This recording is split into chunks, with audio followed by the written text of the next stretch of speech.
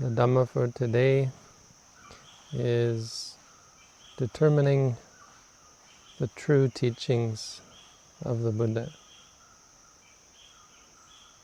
So we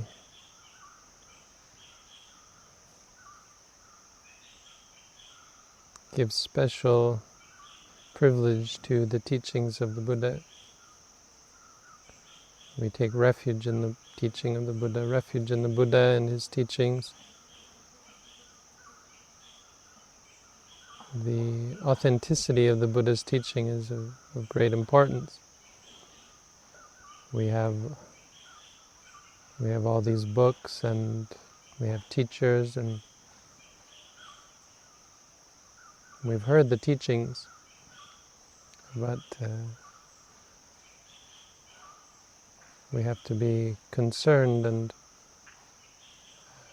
we have to have a certain amount of certainty that what we're following is actually the Buddha's teaching. This is a concern and a issue for those undertaking to practice the Buddha's teaching. It's a question whether what we're practicing is actually the teachings of the Buddha, whether what we've been told is the teaching of the Buddha, what we read is the teaching of the Buddha, or even based on what we've been told and what we've read, are we understanding it correctly? And are we putting it into practice correctly? What we're practicing, is it actually following the teachings of the Buddha? So the Buddha gave this teaching to his stepmother, his aunt, Prajapati Gautami, who had become a bhikkhuni. She was the first female monastic. And she came to the Buddha. She was, of course, older in comparison to many of those who had come to ordain. And so she asked for a brief teaching, a summary teaching. And this is what the Buddha chose to give to her. Criteria, those qualities by which we can know whether something is the teaching of the Buddha. So a very general outline, which makes it a great general teaching, to something for us to keep in mind, teaching that is valuable on a broad base, something that all Buddhists should remember and reflect upon as a means of knowing whether we have heard and learned and are practicing something that which is actually the teaching of the Buddha.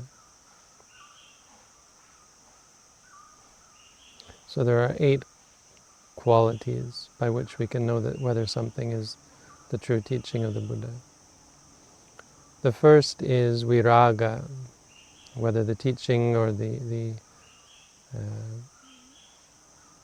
whether that which is being presented leads to dispassion. Dispassion is a key quality of the teachings of the Buddha, and an important distinction, because passion is such a highly valued quality for worldly beings. For most people, passion is something that we are taught to embrace, taught to cultivate. And the more common path is that of cultivating and embracing passion, following your heart and being passionate, or doing that which you are passionate about, and approving of that sort of passion. It takes a great depth and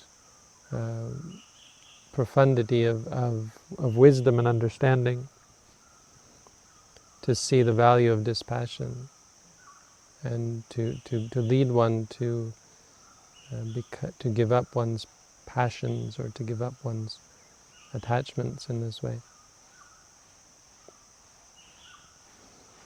Without the direct practice and the systematic practice of mindfulness, it's not likely that one will be able to deeply appreciate the idea of being dispassionate. Dispassion seems to many people to be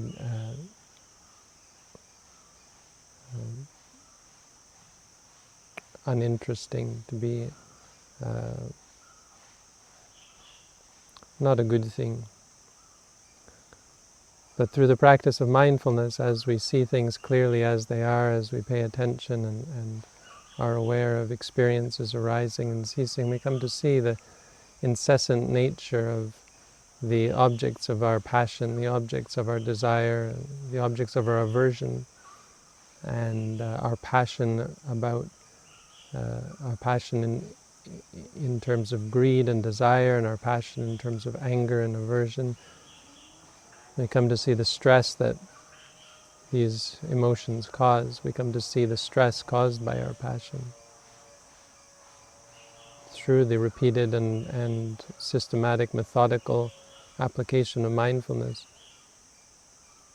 we find ourselves becoming dispassionate by our very nature. So this is a distinction that we can make if someone is talking about cultivating passion or appears to be encouraging or promoting passion in terms of lust and desire, or in terms of anger and rage and hatred and so on. These emotions, these passions are not the teachings of the Buddha. And an important one, again, because it's not easy to see the value of dispassion. Passion is something that is prized.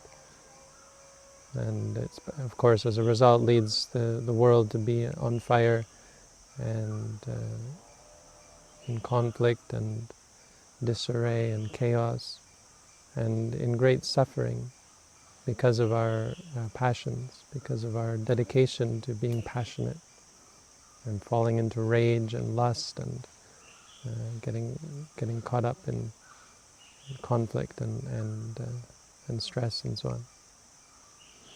The second quality is Visangyoga, freedom from bondage.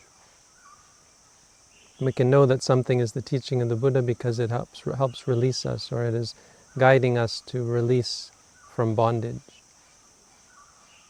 to freedom. Freedom, of course, is the cornerstone of the Buddha's teaching. But what we mean by freedom, of course, is freedom from bondage, freedom from slavery. The average individual who is caught up in passion and things like that is enslaved by their desires, enslaved by their aversions. They have no free will, no capacity to choose. They find themselves triggered and unwillingly subject to the power and the influence of their defilements. When they want something, they're unable to prevent themselves from chasing after it. When they don't want something, they're unable to prevent themselves from being upset and enraged and frustrated and angry, sad, depressed, slave to the emotions.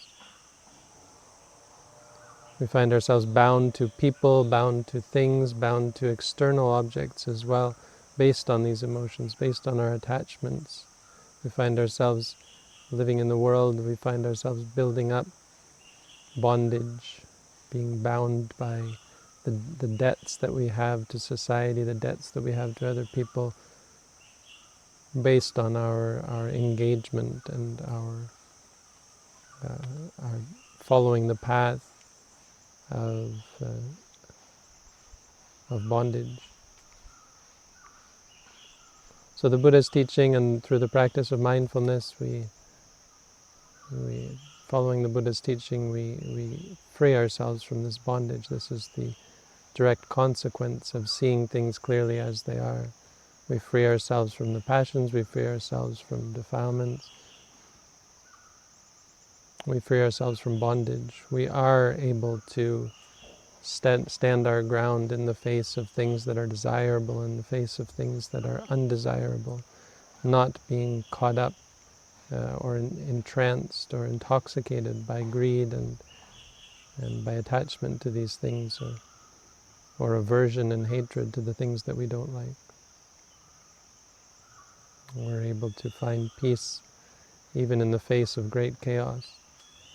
not bound by the vicissitudes, by the changes of life, by gain or fame or praise or pleasure, or their opposites, loss, infamy, blame, and suffering.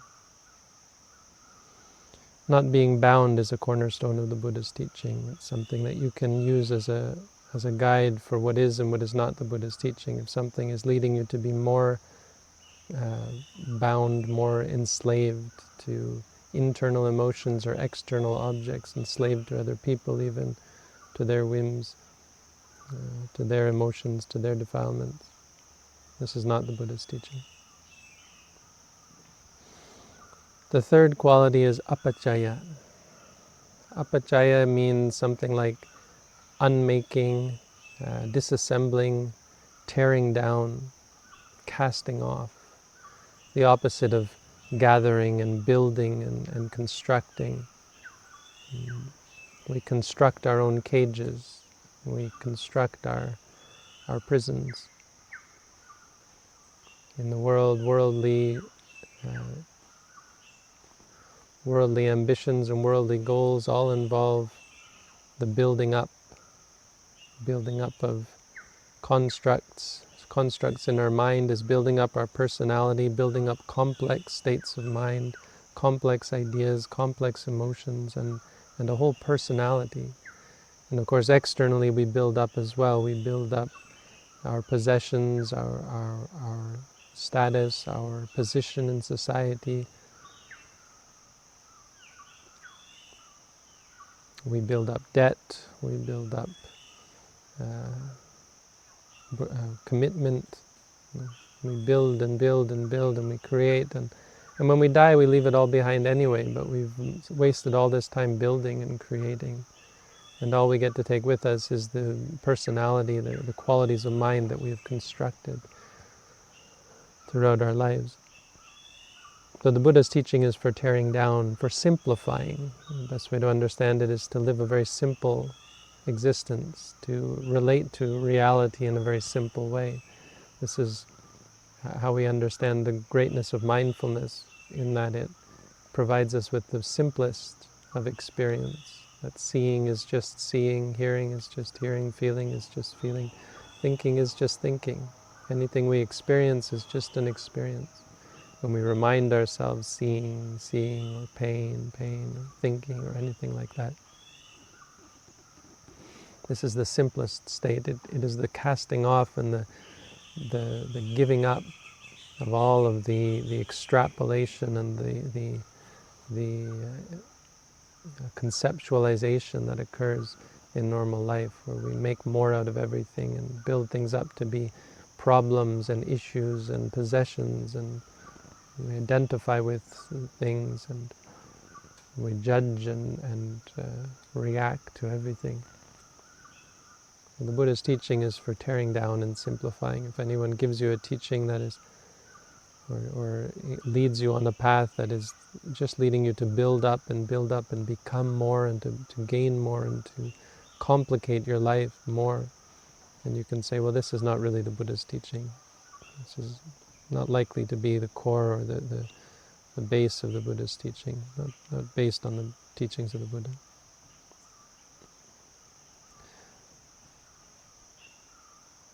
The fourth quality is apicchata. Apicchata means fewness of needs or desires. Obviously the Buddha's teaching teaches us to give up all desire. Desire isn't something valuable, but this term relates to more to the idea of needs. It relates to what we need to be at peace, what we need to be happy. And so the opposite is mahicchata, which means having great wishes or needing so many different things. The Buddha's teaching is to decrease our needs and our desires. We all need things to survive, but to keep our needs at a minimum, and to not have great wants for this or that, not have great ambitions. Anything, even ambition in a religious or spiritual sense, isn't the teaching of the Buddha. If someone has ambition to become famous, a famous teacher, or someone has ambition to be a great teacher, or a great practitioner, or this or that. This isn't the teaching of the Buddha, to become a great person or something like that. But any kind of desire, any kind of attachment, anything that we want for ourselves, this is against the Buddha's teaching. The Buddha taught us to be simple, to be content, obviously. So in general, obviously, desire is something that the Buddha taught against, but more specifically, in regards to what we need to be happy, we can think of it as a general principle that the less we need to be happy, the more in line with the Buddha's teaching we are. The more things that we need to be happy, that we need to acquire and maintain and so on, the less we're less in line with the Buddha's teaching we are. The fifth quality is santuti, which is of course related. Santuti means contentment, so related to having fewness of wishes. Somewhat, very similar. But contentment is, as a quality, is a great reminder for us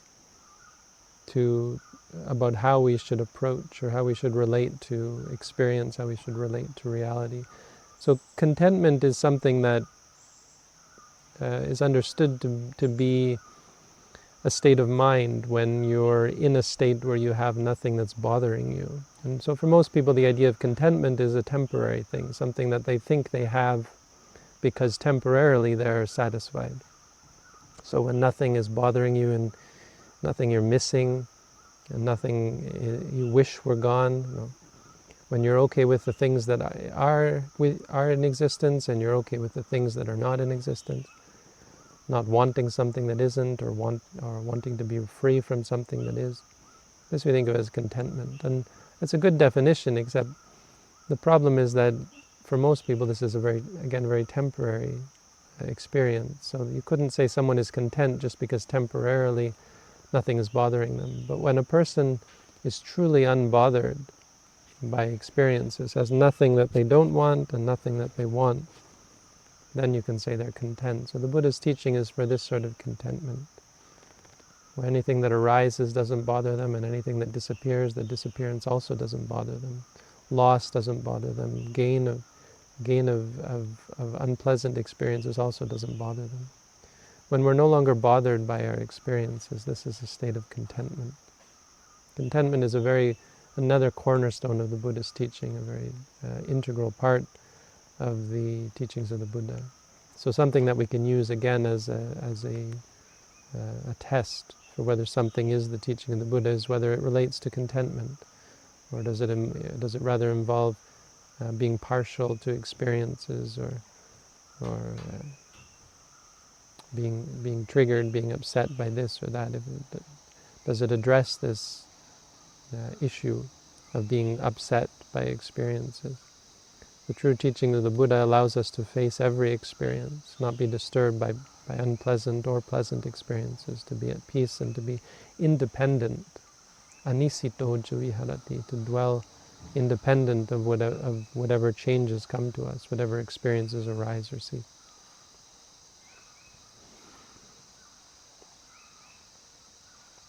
The sixth quality is paviveka, seclusion. Seclusion is a cornerstone of the Buddha's teaching. It's obviously a conceptual idea, the idea of being secluded physically from other beings and from society. But it is an integral part of how the Buddha taught and what he advocated, what he encouraged for his students, that we should separate ourselves, that we should physically find seclusion.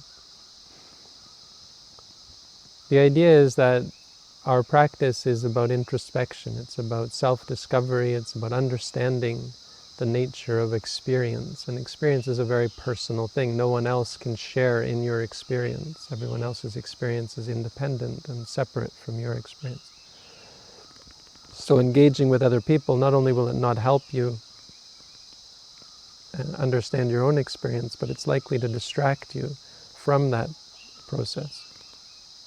as in order to relate with others and engage with other people, other beings, you have to engage in conceptualization. You have to talk in terms of people and places and things and ideas, and you have to leave behind and be distracted and diverted from your own experience of reality. You're caught up in the emotions of the other individual, their manipulations, their weaknesses, their failings. You're distracted by them. So unless the person is someone who is truly on the right path, it's not likely to be of great benefit to spend much time with them. The Buddha taught that friendship and companionship is crucial, is a crucial aspect of our spiritual life. But that simply means that we have to be very careful with who we associate. I mean, the people that we associate with should encourage us towards introspection, towards seclusion, towards looking at ourselves rather than paying attention to the actions and activities of others. Seclusion of body is one thing. Seclusion of mind, of course, is something that the Buddha taught very seriously. Not only did the Buddha teach us to be secluded in body, but he also taught us to seclude our minds from defilements. Through the practice of mindfulness, through the practice of meditation, we come to free our minds, to separate our minds away from the reactions that control ordinary states of experience. Through the development of mindfulness, the development of meditation, our minds become pure. We're able to experience things just as they are, without the judgment, without the reaction. And this is considered a sort of seclusion, a mental seclusion. So these are the sorts of things that the Buddha taught. The Buddha didn't teach us to get caught up mentally or caught up physically. But viveka really means seclusion from other individuals, but seclusion of mind is of course an integral part of the Buddha's teaching as well. And if any teaching teaches you to get caught up in society, caught up in other people, sanganika, the Buddha said, this is not the Buddha's teaching. Getting caught up in society is not following the Buddha's teaching. But on a deeper level, of course, seclusion of mind, if you're getting caught up in defilements, caught up in greed and anger and delusion, this is also very, very clearly not the Buddha's teaching. The seventh quality, viryarambha. Viryarambha. Virya means energy or effort. Arambha means initiation or establishment. It means to maintain energy. Or maintain effort. This is a quality of the Buddha's teaching, is that the Buddha taught us to have steadfast effort, to not give up, to not throw in the towel or let ourselves be defeated, to not admit, to not give up the practice.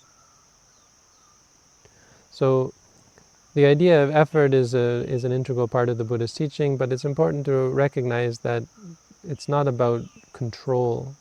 Often application of effort feels forced, and those who are dedicated to effort are often pushing themselves, forcing themselves to become something based on one's desires. And this isn't right effort. This isn't really what the Buddha was describing. Effort should in some ways feel effortless when it's perfect. It should feel natural. Effort is the eradication of laziness, sloth and torpor. As long as your mind is free from that, you can understand that you have right effort and that your mind is balanced in the right way.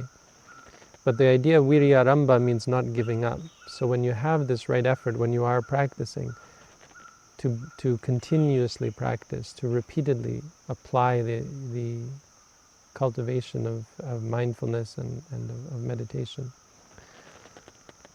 So if we find ourselves in a state of mindfulness, if we are able to cultivate mindfulness, we should repeat and take as a habit that practice. never giving up, never letting go, never faltering. A cornerstone of the Buddha's teaching is the cultivation of effort. Viryena dukkhamajjhati, the Buddha said. Through effort we will become free from suffering. So we can know that if a teaching is encouraging us to be lazy, obviously this is not the Buddha's teaching, or if there is the allowance for giving up and taking a break. You know. In the practice of meditation, we need to take breaks. You should never practice back to back to back, repeatedly walking and sitting. There should always be a break in between sessions. But that break should be done with mindfulness. Mindfulness is not something you should ever take a break from except when you're sleeping. All of your waking hours, from the moment you wake up in the morning to the moment you fall asleep at night, should ideally be engaged in the practice of mindfulness. This is what it means to have viryarambha. It means effort that is relentless or unflagging, or that you initiate again and again and again consistently. Applying the mindfulness again, you can find that your mind is distracted and that you lose track of the practice from time to time. But the simple practice of reapplying your mind, trying again. Viryarambha is this act of try and try again, where you don't give up no matter how much you fail, no matter how challenging or difficult it becomes. It doesn't mean you push harder trying to force your mind to be energetic or to force success or something like that. When you fail, when you mess up, when you make mistakes, you try again. This is what true effort is, to never give up and to always try and try again. Even when you fail, even when it's hopeless, even when you're not succeeding, to continue and to persevere. This is the cultivation of effort. So perseverance is a cornerstone there.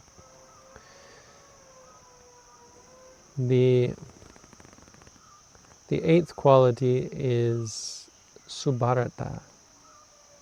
Subharata means not being a burden, or being of little burden to others. This is a teaching that is mostly directed towards monastics, because a monastic is someone who gives up society, gives up engaging in a worldly livelihood and collection of wealth. So in many ways they become helpless, they become subject to the whims and subject to the kindness and generosity of others. And so it's very easy to become burdensome, to become a burden towards others, and to become even parasitic. A monastic should dedicate themselves to having fewness of wishes and to being easy to care for, and not being a burden on others. When a monk goes on alms round, the reasoning for the alms round is to receive food that is given willingly by those looking to be generous, looking to do an act, a spiritual act of charity. So for many people this is an aspect of their spirituality. For most Buddhists, monastic or otherwise, charity is an important part of our spiritual practice. And so looking for those people who are, or accommodating those people who are looking to cultivate generosity is considered to be burdenless. This person who goes on alms round, and this monk who goes on alms round and receives food given intentionally, out of initiated by the desire of those wishing to give, this is a burdenless gift. This is like the Buddha said, like the bee taking the pollen from the flower doesn't harm the flower. On the other hand, it is possible that a monastic can, as I said, become a great burden, become parasitic if they are picky and choosy and greedy and hinting and suggesting and asking for gifts and that sort of thing. They can become a real burden on others, and without giving anything back, they can find themselves greatly in debt, karmically in debt to others. But this goes as well for Buddhists and meditators in general. Obviously, those at a meditation center should strive to be content and easy to care for. They should not be picky. Obviously, we don't get to choose what sort of food we have, the room, the bedding, many things are out of our control. And well, we want to be reasonably comfortable and accommodated so that our practice can carry on successfully.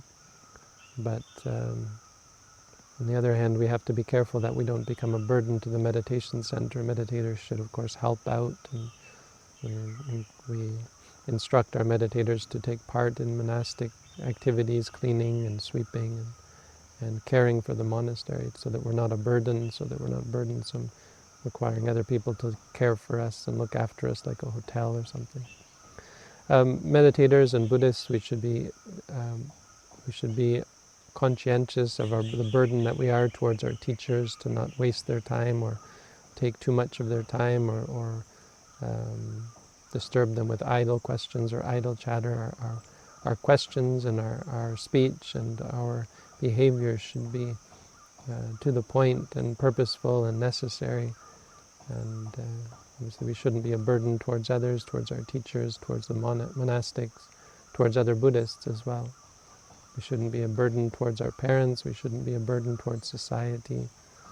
Buddhist teaching is to be not a burden unto others. This is a cornerstone of the Buddhist teaching. That whereas we are independent, so whereas we don't require other people. We don't require the accommodations of others. We take things as they come. As Buddhists, we're comfortable with whatever we get or don't get. If we get food, we're comfortable. If we don't get food, we're comfortable. Same with lodging and robes and medicines. And though we seek out these things as appropriate, we don't chase after them or push for them or manipulate others in order to get them. We free ourselves from being a burden, or we free others from the burden that we might present to them. So these qualities the Buddha outlined as being good criteria to understand what is the Buddha's teaching. This is a valuable teaching in general, obviously, for our lives, to be able to compare any teaching that we receive, but it's also a good outline to give us a good picture of what is the Buddha's teaching. So what we're aiming for and what we're practicing for, so that during our practice, as we interpret the teachings that we are given and implement them, put them into practice, we can ask ourselves whether we're actually practicing correctly. Am I interpreting this correctly? Am I understanding this correctly?